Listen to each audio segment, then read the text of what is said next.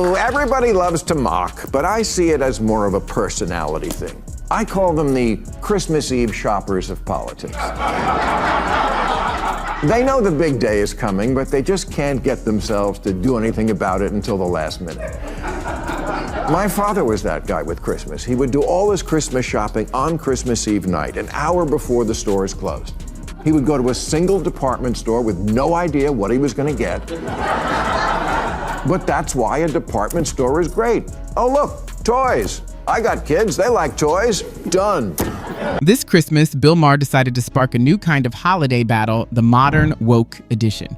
One moment he's sipping eggnog, the next he's questioning why society treats Santa as some moral instructor. Even poor Rudolph seems to be headed for a diversity workshop. With all the inclusive ornaments and carefully approved carols, Maher can't help but wonder, has Christmas lost its sparkle or is it just waiting to apologize? So grab your cocoa. This present isn't wrapped in cheer or comfort. Expect sharp humor and absolutely no safety nets in this bold seasonal reality check. The thing about Jesus being born on December 25th, well, it's a crock of shit. Now, this is not an attack on Jesus, although he was a Nepo baby. But also a revolutionary philosopher with a beautiful message. As to whether he's a god, that's up to you. But if the subject is gods born on December 25th, we have enough of those for an entire Jeopardy category. If you're having fun watching, don't forget to hit that subscribe button. The support really makes a difference. Bill Maher just stormed the holiday stronghold, megaphone in hand, and dressed like the Grinch himself. He's taking this so-called modern Christmas madness apart piece by piece, from the decoration teams focused on total inclusion to carols that come with caution labels, and even reindeer that have their own set of pronouns. What happened? The bride, an impressive, attractive nurse named Sarah Carton, walked out on her dream wedding to sales consultant Ben Mazengo. They were at the altar, all dressed up, almost to the part where they eat cake and do the electric slide, when Sarah broke the news to her man that she just couldn't go through with it. Had he cheated on her? Abused her? Was he a folk-singing Irish vampire? No. It was because of Black Lives. He's not just poking fun at old traditions, he's laughing at how far the fixing has gone. Silent Night has turned into a calm evening for deep reflection. And instead of Santa's trusty sleigh, some might suggest a carbon-neutral electric ride to keep things eco-friendly and socially approved. There's one thing we know about the young liberal women of today, it's that they are very, very high in their standards about everything. When I asked him about it, he was like, I guess I've never really thought too much about it. And that's when Sarah realized she'd rather. Because love isn't blind, it's woke. Of course, we see it, but it doesn't matter. That's not what woke is. Woke is something very different. It's identity politics. We see it all the time. It's always the most important thing. I don't think that's liberalism. I mean, I could mention so many issues like. Maher points out how absurd it is for a company to hold a board meeting just to decide what's acceptable during a holiday that's been celebrated for hundreds of years. Somewhere along the way, the true spirit got lost. He's calling out the guilt-filled rewrites of carols, the overly polished festive outfits, and those who treat Christmas like a stage for social justice debates. Define wokeness, because I hear people use the term all the time and it means something different to everybody. Well, again, I think it's this collection of ideas that are not building on liberalism, but very often undoing it. I mean, 5 years ago, Abraham Lincoln was not a controversial figure among liberals. We liked him. Now they take his name off schools and tear down his statues. Really? Lincoln isn't good enough for you? 5-10 years ago, bedrock liberalism was, we are striving to be a colorblind society where we don't. Maher layers his message with heavy irony. He jokes that it's less concerning that half the world doesn't celebrate Christmas than it is that snowmen have somehow become offensive. In short, he's taking aim at the overly woke holiday mindset. So sure, scrub Christmas spotless if you must, but maybe it's gone too far when simple joy gets rebranded as a universal statement of inclusive happiness. Maher doesn't just poke fun at modern Christmas culture, he carves it up with a grin and serves the leftovers dripping in sarcasm. Welcome to the front lines where buzzwords meet jingle bells.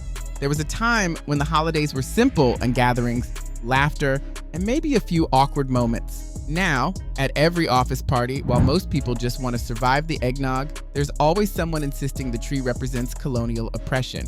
Maher's rant almost explains itself. He's not saying respect doesn't matter. He's asking, what happened to common sense? Christmas, he argues, has turned into a social experiment caught somewhere between peace on earth and please check your privilege before singing jingle bells. Democrats, if you ever want to win an election again, the absolute most important first step is stop doing this. We gather in celebration of the Oscars on the ancestral lands of the Tongva, Tataviam, and Chumash peoples, the traditional caretakers of this water and land. Yeah, I don't know if we're still saying cringe. But if we are, that's this. I've said it before, I'll say it again. Either give the land back. Let's start with Santa. Once the jolly hero of the holidays, he's now facing a full-blown identity crisis. First, people took issue with his size. Apparently, a body-positive Santa can't enjoy cookies anymore. Then came questions about his race, his gender, and even the environmental impact of his sleigh. By the time all the inclusion forms are filled out, it's January and Santa's in therapy talking about his personal rebrand. Maher points out the obvious. The new Santa has been through such a dramatic makeover that even the elves need public relations coaching. HR at the North Pole is working overtime, and one poor elf got scolded for using the term naughty list because it supposedly shames behavior differences. According to Maher, at this point, Santa would need a DEI consultant just to keep the sleigh running smoothly. But here's the thing. Maher's not mocking progress itself. He's showing how it's been stretched to absurdity. That's where his trademark irony lands perfectly. Try telling your grandparents that White Christmas is now a problematic phrase, or explaining to Bing Crosby fans that the song's about snow, not supremacy.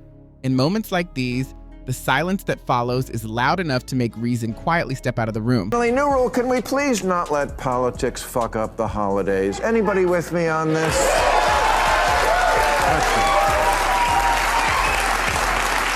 I mean, half the country is moping, half can't stop gloating. Enough! It's fucking Christmas and you will act like it.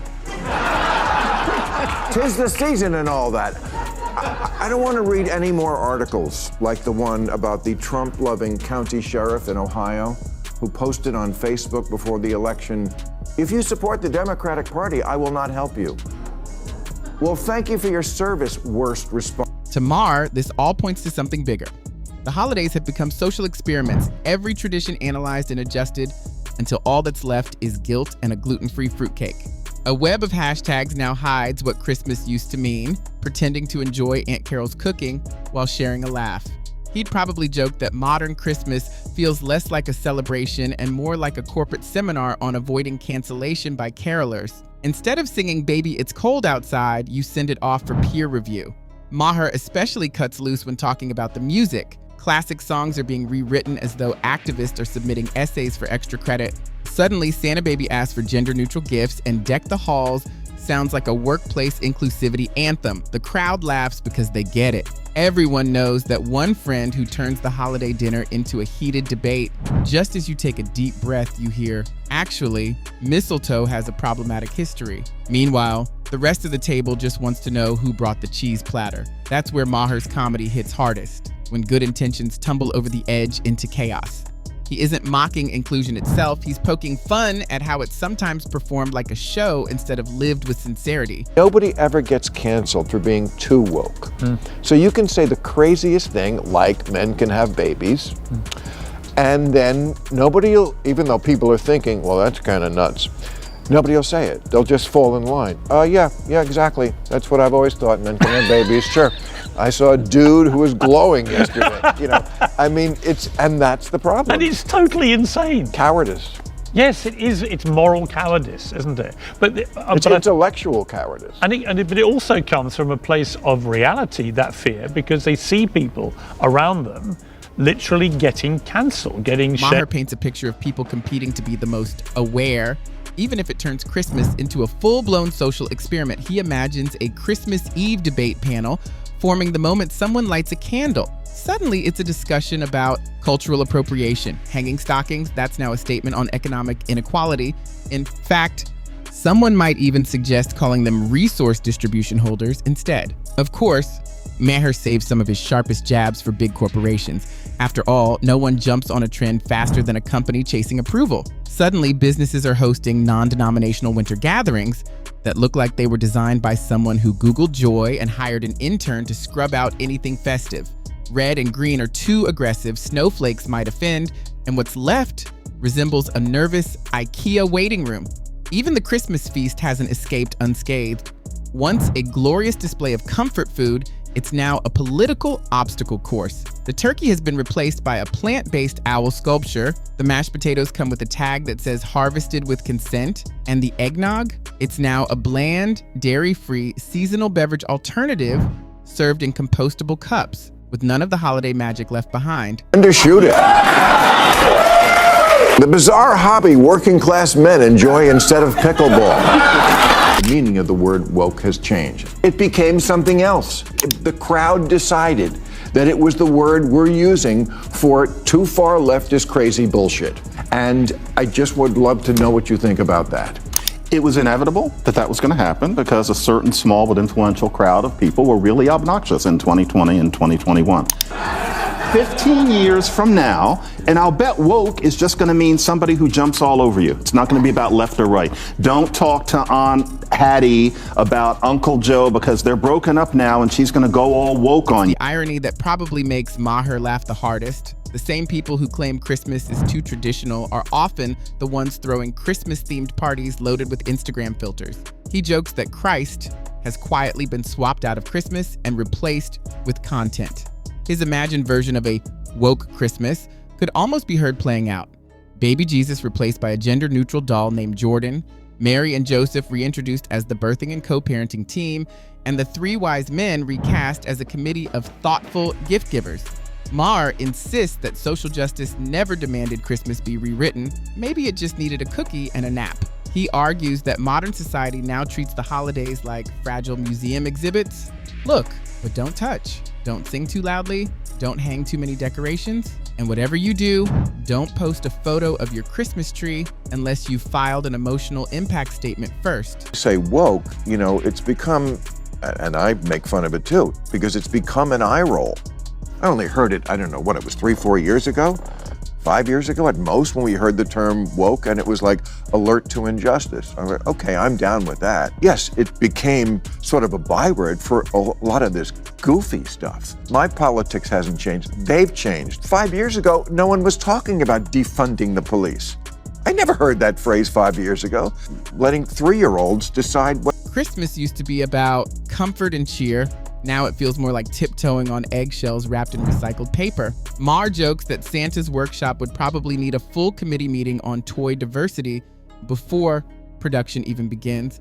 The elves aren't allowed to whistle until it's confirmed that the tune isn't a form of microaggression. Meanwhile, Rudolph's glowing nose has been labeled a case of unearned luminary privilege, sparking online debates about workplace bias at the North Pole. Articles now claim that Santa's naughty list enforces a binary morality system, while popular blogs argue that Mrs. Claus deserves her own sleigh to challenge patriarchal gift-giving traditions. Maher would likely roll his eyes. They'd sparkle like jingle bells while doing it, and remind everyone that these are often the same people who binge-watch old holiday movies to soothe their feelings afterward. We're on different planets, obviously, on the spiritual religious stuff. But when you spoke against the woke, that for me was a proving moment. And I have to say something, and this is 100% true. You had more moral courage than pastors that I know that went along with the woke crazy train. And you deserve credit for that because it was of high cost. Until we get rid of that, they're never going to win another election. I agree. They're not going to take political advice from me. No, but they might from me. But they're very loud. They're very loud, but that's it. And I, as FDR once said, I will. These are the same people who secretly love the cheesy holiday movies where a guy meets a girl in the snow, the blinking lights that clash with everything, and the sweaters so ugly they've become a tradition. Everyone jokes that Christmas is outdated, yet no one really wants to let it go. They just want to look enlightened while nibbling on chocolate beneath a 12-foot tree. Maher thrives on that selective rebellion, the fake outrage, the performative contradictions. If you hate Christmas so much, he'd ask, why are you posting your ethically sourced cocoa latte under a digital wreath? In his futuristic vision, you'd step into a metaverse holiday scene where an AI Santa politely asks for your consent before delivering presents. The cookies, they're NFTs, the carols, algorithm-approved seasonal affirmations. The future looks shiny, though it feels suspiciously like a tech support session. And with a sigh and that signature smirk, Maher would probably wrap it all up by saying that maybe, just maybe, Christmas was never meant to be perfect in the first place. They have no integrity. They don't present the full argument. They just cherry pick. But that is part of the problem of our discourse, is that everybody just wants to forward their narrative. No one is really interested in the full truth. Just the truth. Just give me the truth. That's the This wasn't something 5 years ago. Free speech, used to be a left-wing thing that we were proud and owned, and now that... Christmas has always been a little contradictory, a season where people argue about belief systems over pie only to hug it out before midnight. It's messy, sentimental, and wonderfully human. Maher reminds us that no matter how many times society tries to polish or modernize it, you can't sanitize joy. Nostalgia doesn't turn into enlightenment just because you run it through a think piece. He's not standing in the way of progress, he's standing in the way of absurdity. His point isn't that tradition should never change.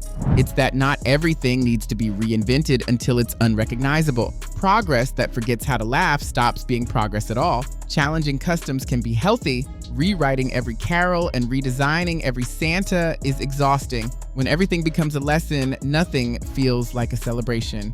Maher's humor circles back to the same truth. If we keep tweaking every song, every symbol, every cheerful bit of chaos, December will start to feel like tax season with tinsel. His sarcastic grin practically says it all. Let people have their fun. Let them sing off key. Let them wear ugly sweaters and drink eggnog that's far from carbon neutral. Let people have their tunes, their mayhem, and their candy canes, Maher would quip, smirking. Let Santa stay jolly. There's some. And yes, round. Skip the HR report, give Rudolph the spotlight, and stop holding committee meetings about cookies. Because in the end, his message is simple. The joy of Christmas was never supposed to be perfect, logical, or even fair. It's supposed to be shared. And in a world obsessed with caution, sometimes the most radical act of all is to just laugh, love, and let the lights shine, unfiltered and unapologetically bright.